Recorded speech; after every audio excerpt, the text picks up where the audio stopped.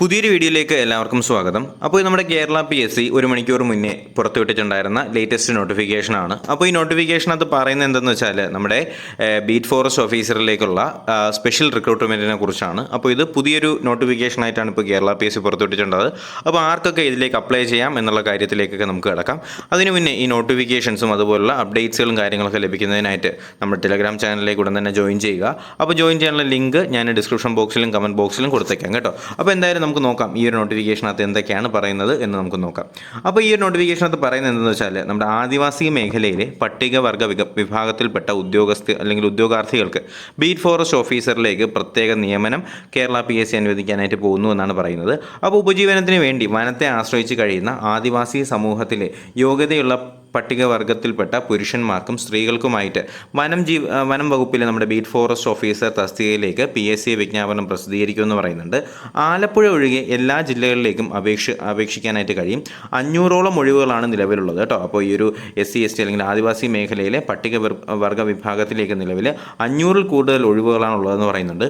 പൊതുവിഭാഗത്തിൽ നിന്നുള്ള പ്രത്യേക നിയമനം വഴി വനം വകുപ്പിൽ ദിവസവേതനാടിസ്ഥാനത്തിൽ ജോലി ചെയ്യുന്നവർക്കായി സംവരണം ചെയ്തിരിക്കുന്ന ഒഴിവുകളിലേക്കുള്ള നിയമനവും നടത്തുന്നുവെന്ന് ഇതിനകത്ത് പറയുന്നുണ്ട്. അതുപോലെ തന്നെ ഇതിൻ്റെ യോഗ്യത എന്ന് പറയുന്നത് SSLC ആണെങ്കിലും അവരുടെ അഭാവത്തിൽ SSLC കോഴ്സ് പൂർത്തിയാക്കിയതോ അല്ലെങ്കിൽ തത്തുല്യ കോഴ്സ് ഉള്ളവരെയോ എന്ത് ചെയ്യും ഈ ഒരു നോട്ടിഫിക്കേഷനിലേക്ക് അപ്ലൈ ചെയ്യാനായിട്ട് പരിഗണിക്കുന്നതാണ്.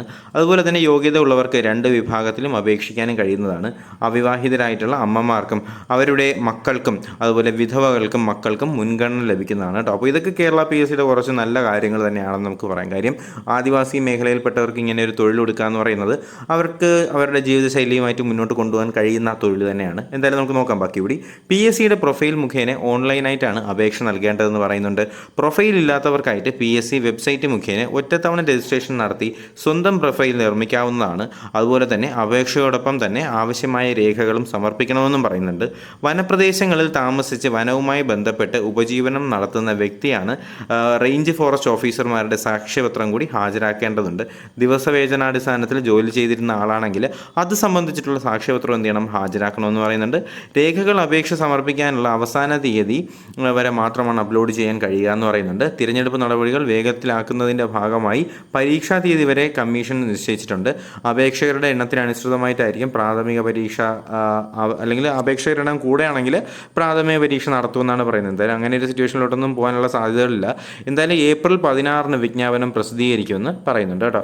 അപ്പോൾ ഇത്രയും കാര്യങ്ങൾ ഒന്ന് ശ്രദ്ധിക്കുക. അതുപോലെ തന്നെ പ്രമാണ പരിശോധന എന്ന് പറഞ്ഞിട്ട് ഇതിനകത്ത് പറയുന്നത് തദ്ദേശ സ്വയംഭരണ വകുപ്പിൽ overseer grade 2 draughtsman grade 2 category number 324/2020 തസ്തികയിലേക്ക് 2022 ഏപ്രിൽ 11, 12, 13 തീയതികളിലേക്ക് രാവിലെ 10 മണിക്ക് മുൻകാല ഒറ്റത്തവണ പ്രമാണ പരിശോധനയിൽ പങ്കെടുത്തില്ലാത്ത ഉദ്യോഗാർത്ഥികളായിട്ട് PSC ആസ്ഥാനത്ത് ഓഫീസിൽ വെച്ച് എന്ത് ചെയ്യുന്നുണ്ട് അവരുടെ ഡോക്യുമെൻ്റ് വെരിഫിക്കേഷൻ നടത്തുന്നുണ്ടെന്ന് പറയുന്നുണ്ട് കേട്ടോ. അപ്പോൾ അതൊന്നും അതിലേക്ക് കടക്കണ്ട.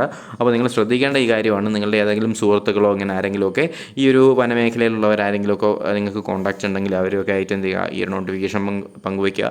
തീർച്ചയായിട്ടും അവർക്കും അവരുടെ ഉപജീവനത്തിനുള്ള ഒരു മാർഗ്ഗം തന്നെ ആയിരിക്കും നമ്മുടെ കേരള PSCയുടെ ഈ ലേറ്റസ്റ്റ് നോട്ടിഫിക്കേഷൻ. എന്തായാലും പുതിയ നോട്ടിഫിക്കേഷൻസ് അറിയുന്നതിനനുസരിച്ച് ഞാൻ നിങ്ങൾ അറിയിക്കുന്നതിനായിരിക്കും. അതുകൊണ്ട് തന്നെ എന്ത് ചെയ്യുക നോട്ടിഫിക്കേഷൻസ് അറിയുന്നതിനായിട്ട് ഈ ചാനൽ സബ്സ്ക്രൈബ് ചെയ്യുക. ബെൽ ബട്ടൺ കൂടി എനേബിൾ ചെയ്തുകൊണ്ട് വീഡിയോസ് വരുന്നു എന്നുള്ള കാര്യത്തിൽ ഉറപ്പുവരുത്തുക.